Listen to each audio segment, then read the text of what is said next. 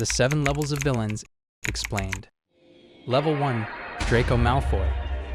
Draco Malfoy, full name Draco Lucius Malfoy, is a wizard from the Harry Potter universe born on 5 June 1980 in England into the wealthy pure-blood Malfoy family, the only son of Lucius and Narcissa Malfoy.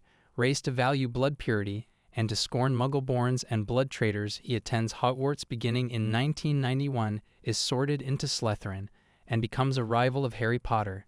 He becomes a prefect, later joins the Inquisitorial Squad under Dolores Umbridge, and under pressure from Voldemort is forced to become a Death Eater at age 16. He is tasked with murdering Albus Dumbledore, but fails and eventually defects along with his family before the Second Wizarding War ends. Draco is often considered among the lesser evil villains for several reasons. Although he holds prejudiced views and does harm, he is seldom shown to enjoy cruelty or to act out of pure malice, but rather out of fear, social conditioning, and loyalty to family and ideology. He is reluctant in many of the tasks Voldemort gives him, is internally conflicted, and does not kill innocents or commit atrocities himself. He ultimately abandons the cause and survives, showing remorse and a capacity for change.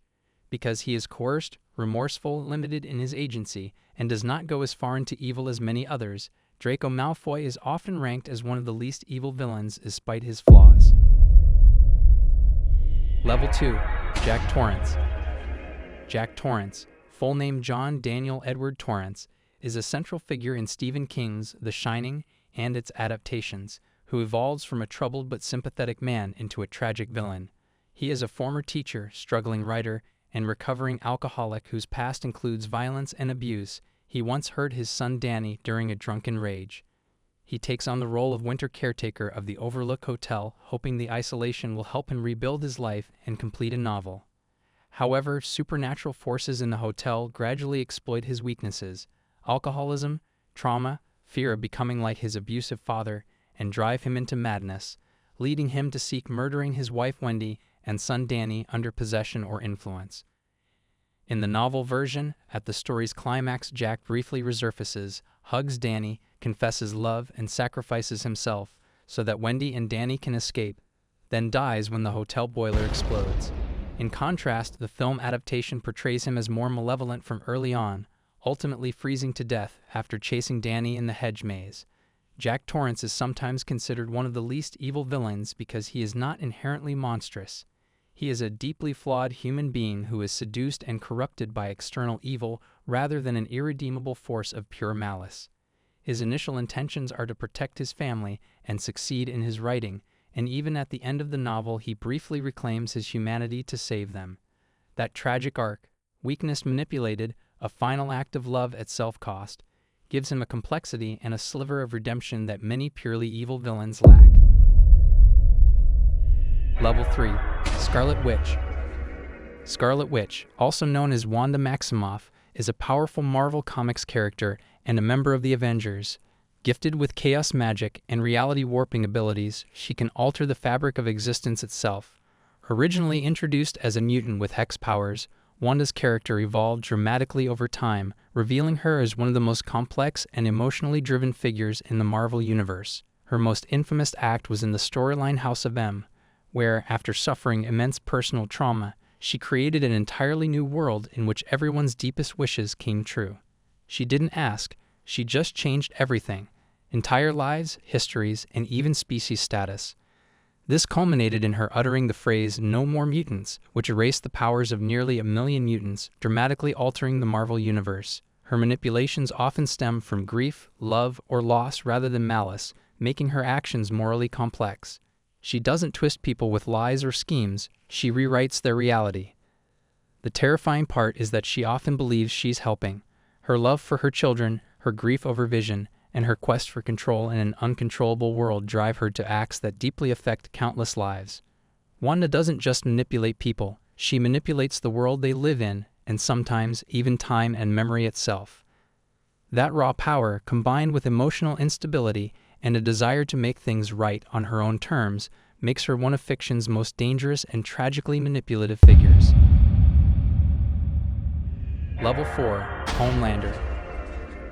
Homelander is the main antagonist of The Boys, a comic book series and its TV adaptation. He is the leader of the Seven, a bootleg Justice League, and a corrupt superhero team controlled by the corporation Vought International. He's basically if Superman was a narcissistic, power-hungry man-child with money issues and zero morals. Though he presents himself as a patriotic hero, he is a ruthless sociopath with godlike powers, including super strength, flight, and laser vision. He commits horrific acts, such as murdering innocent people, sexually abusing colleagues, and even threatening mass genocide when challenged. Unlike many villains who justify their actions with ideology or personal loss, Homelander is driven purely by narcissism and a need for control. His facade of heroism makes him even more terrifying, as the public sees him as a savior while he secretly indulges in cruelty. In one of the episodes, Homelander fails to save a hijacked plane after he recklessly destroys its controls. Instead of rescuing passengers, he abandons them to crash, fearing bad publicity if survivors reveal his failure. What makes him particularly chilling is that he is nearly unstoppable. Unlike other villains who can be reasoned with or defeated by force, Homelander has almost no weaknesses. His combination of power, megalomania, and a lack of moral restraint makes him one of the most horrifying fictional villains ever created. Level 5. Anton Chigurh. Anton Chigurh is the cold-blooded, bowl-cut sporting, murder enthusiast villain from No Country for Old Men, both the Cormac McCarthy novel and the Coen brothers film. He's not your typical bad guy. He's a philosophical hitman who operates on the whims of a coin toss, treating life and death like a particularly high-stakes game of blackjack, except only he gets to be the dealer. Imagine if the Grim Reaper had a Texan accent, a cattle gun, and the patience of an IRS auditor. Chigurh doesn't just kill people. He does it with such cold precision and eerie logic that it feels almost cosmic. He believes in fate, but in the worst way possible. If he decides it's your time, you don't get to argue. Unless, of course, he lets you call heads or tails. Good luck with that. You know a cattle gun? Yes, the thing normally used to slaughter livestock.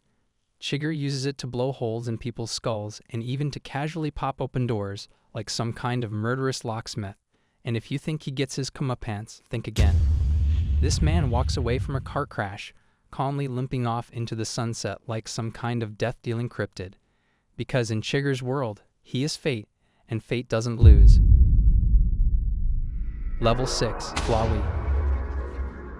Flowey from Undertale is what happens when you mix a talking daisy with the emotional range of Broken Toaster and the morality of a Saturday morning cartoon villain if that cartoon was directed by a maniac. He starts off acting all cute and friendly, like a little botanical tour guide, until he smacks you with the classic "it's kill or be killed" philosophy. Flowey wasn't always this way. He used to be a kind little goat child named Azrael Dreamer, but after a tragic incident involving his human best friend, a lot of death, he got resurrected as a soulless flower. And without a soul, he couldn't feel love, compassion, or even the mild inconvenience of stubbing his toe. This left him with nothing but boredom, and the omnipotence granted by being able to reset reality. He then went full-blown psycho. When he absorbs all the souls in the underground, he mutates into this Lovecraftian horror called Photoshop Flowey, a horrifying fusion of Photoshop and nightmares, complete with a hideous grin, flashing glitchy eyes, and an attack pattern that makes dodging taxes look easy. He basically becomes an unhinged god, using save states and resets to make sure you die in as many creative and humiliating ways as possible. At one point, he literally crashes the game just to flex on you. Level 7. Judge Holden. The ultimate nightmare fuel in Cormac McCarthy's Blood Meridian.